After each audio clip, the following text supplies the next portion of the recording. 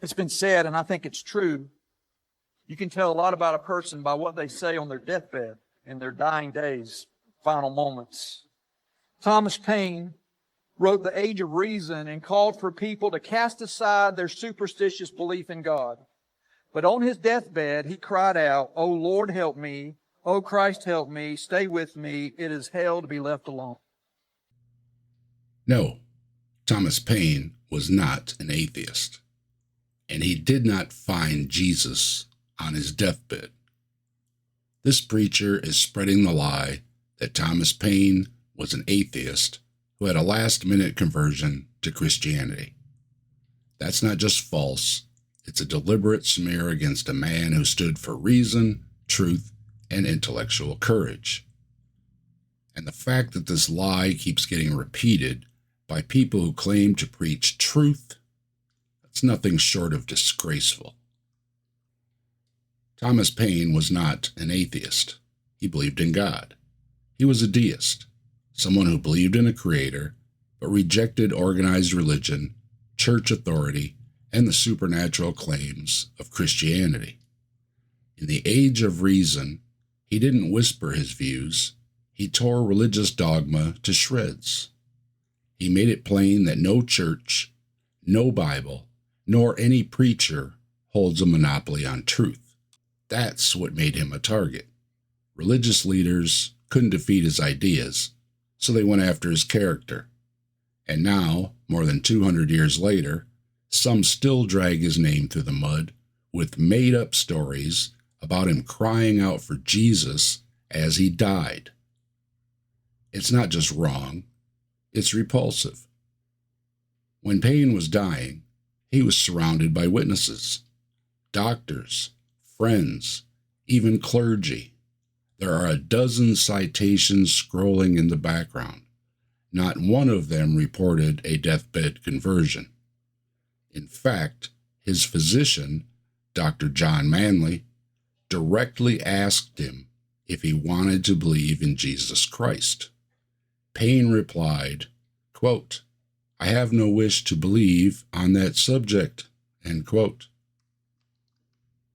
That's not a man who wavered. That's a man who stood firm, even at the end. Another witness cited was James Cheatham, Paine's bitter enemy, a man who wanted to ruin his legacy. Even he admitted Paine died calmly without converting. If even a man who hated him couldn't fake a believable conversion, what does that say about the preachers today still pushing this fantasy? Let's call this what it is: lying about a dead man's final words to score religious points. It's disgusting, it's manipulative, and it shows a total lack of respect, not just for Paine, but for truth itself. And for a preacher to do it while claiming moral or intellectual authority, that's just shameful. Thomas Paine lived a life filled with struggle, hardship, and controversy, but also with patriotism, courage, honesty, and clarity. The same can't be said for those still lying about his beliefs or how he died.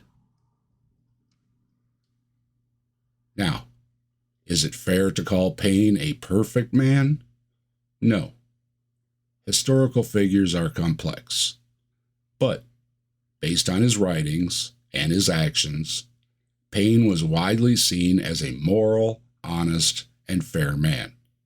He championed social justice, he fought for individual rights, and his words helped spark a revolution.